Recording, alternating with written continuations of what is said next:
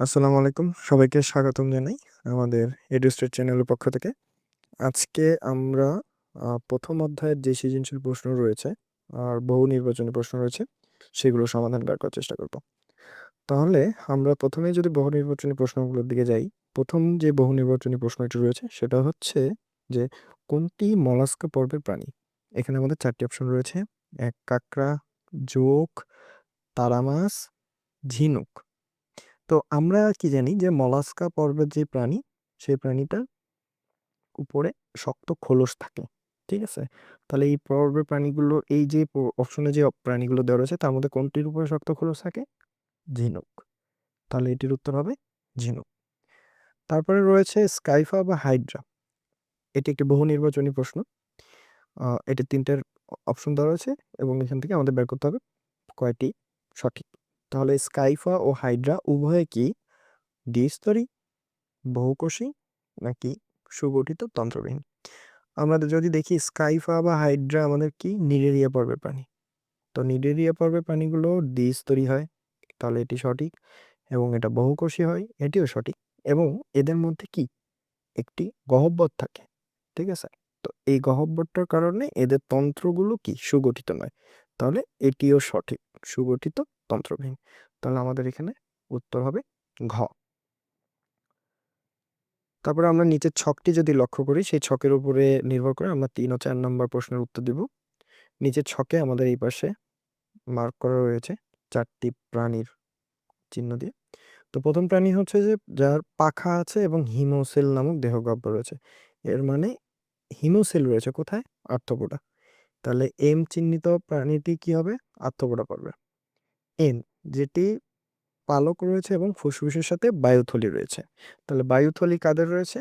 Abyss বা পক্ষিকুল। ও প্রাণী ডিম পাড়ে এবং শীতল রক্ত বিশিষ্ট। তাহলে শীতল রক্ত বিশিষ্ট পর্বের প্রাণী যেগুলো সেগুলো কি? রেপটাইল বা সরীসৃপ বলতে পারি আমরা। তারপরে রয়েছে পি আইস বা যুগ্ম পাখাযুক্ত। এটি আমাদের নতপরদের একটা বৈশিষ্ট্য বলে দিল। তো আমরা এই ৪টির মধ্যে দেখতে পাচ্ছি পি ও এন, এরা কি? এরা ৩ জনেই মেরুদণ্ডী, কিন্তু এম মেরুদণ্ডী না। তাহলে ছকের কোন প্রাণীটি অমেরুদণ্ডী? এম। এটার উত্তর হবে ক। এবং উঠতে পারে, আমরা জানি আর্থ্রোপোডা পর্বের প্রাণীগুলো উঠতে পারে, তাহলে এম উঠতে পারে এবং এন অ্যাভিস তো অবশ্যই উঠতে পারে। তাহলে শুধুমাত্র এই অপশনটা হবে, কারণ ও উঠতে পারে না, পিও উঠতে পারে না। তাহলে আমরা যদি দেখি আমাদের ৩ নম্বরের উত্তর হবে শুধু এম এবং ৪ নম্বরের উত্তর হবে আই বা ক। আমরা এবার আমাদের সৃজনশীল প্রশ্নগুলো যদি লক্ষ্য করি, এখানে ৩টি প্রাণী দেওয়া রয়েছে, এ পি কিউ আর। প্রথমেরটা রয়েছে ঘাস ফড়িং, তারপরে দেখতে পাচ্ছি পাখি, দোয়েল পাখি, তারপরে দেখতে পাচ্ছি রয়্যাল বেঙ্গল টাইগার। তো আমরা এটা দেখে ইজিলি বলতে পারছি যে পাখি যেটা এটা অ্যাভিস পর্বের প্রাণী, আর টাইগার যেটা দেওয়া সেটা ম্যামালিয়া। প্রথম প্রাণীটি কি আমরা মনে রাখবো? এটা আর্থ্রোপোডা পর্বের প্রাণী, এবং কেন সেটা আমরা পরবর্তীতে দেখব। প্রথম প্রশ্নের উত্তর হচ্ছে যে শ্রেণীবিন্যাস কাকে বলে? আমরা যদি দেখি যে শ্রেণীবিন্যাস কাকে বলে, বিশাল জীবজগৎকে চেনা বা জানার জন্য এদের বৈশিষ্ট্য অনুযায়ী বিভিন্ন স্তর বা ধাপে সাজানো বা বিন্যস্ত করার পদ্ধতিকেই শ্রেণীবিন্যাস বলে। তাহলে শ্রেণীবিন্যাস একটা পদ্ধতি, ঠিক আছে, যেখানে আমরা কি করি? এদের বৈশিষ্ট্য অনুযায়ী আমরা এদেরকে সাজাই। তো শ্রেণীবিন্যাস কাকে বলে? যে এদের বৈশিষ্ট্য অনুযায়ী বিভিন্ন স্তর বা ধাপে সাজানোর পদ্ধতিকে কি বলি আমরা? শ্রেণীবিন্যাস বলি। সিলেন্টরেন কি? মনে আছে আমরা একটু আগে যেটা বলছিলাম যে নিউক্লিয়ার পর্বের একটি দেহ ভিতরে কি একটা গহ্বর রয়েছে বা ফাঁকা অংশ রয়েছে, সেটাকে আমরা কি বলে থাকি? সিলেন্টরেন। আমরা যদি একটু ছবিতে দেখি, এটা একটা হাইড্রেট ছবি। এই যে এর ভিতরে যেই ফাঁকা অংশটাকে, এই যে ফাঁকা অংশ, এই অংশটাকে আমরা কি বলছি? সিলেন্টর। ঠিক আছে? তাহলে এই প্রশ্নের ব্যাখ্যা যদি আমরা দিই, তাহলে কি দাঁড়াচ্ছে? নিডেরিয়া পর্বের দেহ গহ্বরে যে ফাঁকা অংশ রয়েছে যার মাধ্যমে এদের রেচন, শোষণ, পরিপাক সকল কাজগুলো হয়ে থাকে, সেইটাকে আমরা কি বলতেছি? সিলেন্টর। আচ্ছা, আমরা যদি গ নম্বর প্রশ্ন উত্তরে যাই, পি পি প্রাণীটি কোন পর্বের অন্তর্ভুক্ত? তাহলে আমরা একটু আগে যেটা খেয়াল করেছিলাম যে পি আর্থ্রোপোডা পর্বের প্রাণীর অন্তর্ভুক্ত। কেন আর্থ্রোপোডা সেটা আমরা যদি মিলি তার আগে এইখানে আমরা কিছু বৈশিষ্ট্য দেওয়া রয়েছে দেখি যে এদের বিভিন্ন অঞ্চলে বিভক্ত এবং সন্ধিযুক্ত জোড়া পুঞ্জাক্ষী বা অ্যান্টেনা থাকে, কাইটিন যুক্ত বা আবরণী থাকে এবং হিমোসিল নামক গহ্বর থাকে। আর্থ্রোপোডা পর্বের বৈশিষ্ট্যগুলো যদি আমরা দেখি যে আমাদের পাঠ্য বইয়ে আর্থ্রোপোডা পর্বের যে বৈশিষ্ট্যগুলো দেওয়া রয়েছে যে অর্থ হচ্ছে সন্ধি। আমরা যদি লক্ষ্য করি এই যে পি যে প্রাণীটা এর এই যে পা, তারপরে এই যে মাথা, এই যে বুকের যে অংশ, এগুলো কি বিভিন্ন অঞ্চল করা, ঠিক আছে, এবং এগুলো একে অপরের সাথে সন্ধিযুক্ত করা।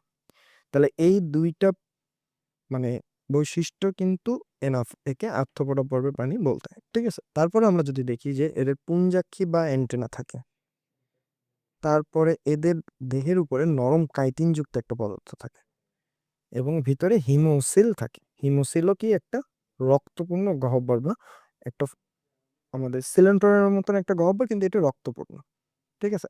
তাহলে পি এর যে বৈশিষ্ট্যগুলো সেগুলো আমরা কাদের সাথে মিল পাচ্ছি? পি এর বৈশিষ্ট্যগুলো আমরা আর্থ্রোপোডা পর্বের প্রাণীর সাথে মিল পাচ্ছি। তারপরে আমরা যদি দেখি কিউ এবং আর, কিউ আমরা জানি অ্যাভিস, অ্যাভিস মানে হচ্ছে পক্ষীকুল, আর হচ্ছে ম্যামালিয়া। আমরা সহজে বুঝতে পারছি। পক্ষীকুল, অ্যাভিস মানে হচ্ছে পক্ষীকুল। এদের দেহ কি পলকে আবৃত, পাখা থাকতেছে, আমরা আমাদের পূর্ববর্তী আলোচনায় এইসব নিয়ে কথা বলেছি। এবং আর হচ্ছে ম্যামালিয়া। তো এই বৈশিষ্ট্যগুলো নিয়ে বিশ্লেষণ করলেই আমরা হচ্ছে এই প্রশ্নের সমাধান পেয়ে যাব, ঠিক আছে। এদের মধ্যে আমরা কি করব, একটু কম্পেয়ার করার চেষ্টা করব। যেমন এদের দুইটি পা আছে, ডানা আছে, কিন্তু ম্যামালিয়া পর্বের প্রাণীগুলো পা নেই, সরি, পা আছে, 4টি পা। অ্যাবিস কি করে? অ্যাবিস হচ্ছে ডিম পাড়ে, আর ম্যামালিয়া স্তনপান করে, ঠিক আছে, যে জন্য আমরা স্তন্যপায়ী বলে থাকি। ওকে, আমরা দ্বিতীয় নম্বর সৃজনশীলে যদি যাই, অরীয় প্রতিসম কাকে বলে? কোনো প্রাণীর দেহকে যদি কেন্দ্রীয় লম্ব অক্ষ বরাবর কেটে সদৃশ দুইয়ের বেশি অংশ বা ভাগ করা যায় তাকে অরীয় প্রতিসম বলে। আমরা আমাদের আলোচনায় দেখেছি যে অরীয় প্রতিসম কাকে বলে। আমরা যদি এখানে দেখি যে উদাহরণ হিসেবে যদি আমরা একটা তারা মাছ নিই, তারা মাছ আমাদের দেখতে কেমন একটা স্টারের মতন।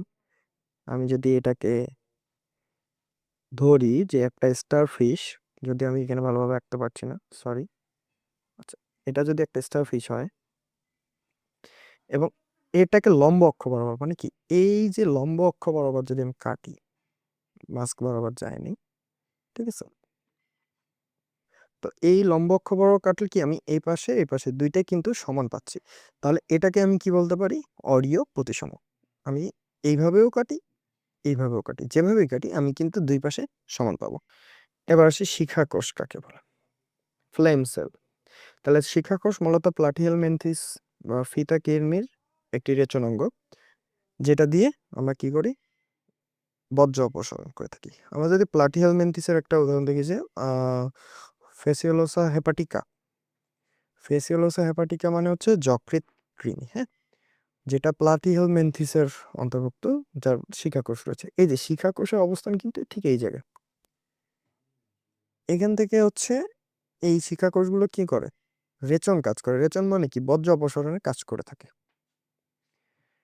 এম কোন পর্বের প্রাণী এবং এন ও উভয় পরজীবী, কিন্তু কোন পর্বের? এই জিনিসগুলো আমরা কি আমাদের পূর্ববর্তী যে আলোচনা আছে সেগুলো থেকে আমরা বের করে নেব। আমরা এখন সংক্ষিপ্ত প্রশ্নের উত্তরগুলো দেওয়ার চেষ্টা করব। নিডোসাইট কি?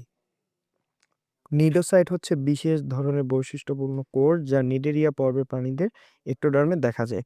এই কোষগুলোকে শিকার ধরা বা আত্মরক্ষা বা চলন ইত্যাদি অংশ নেয়, ঠিক আছে।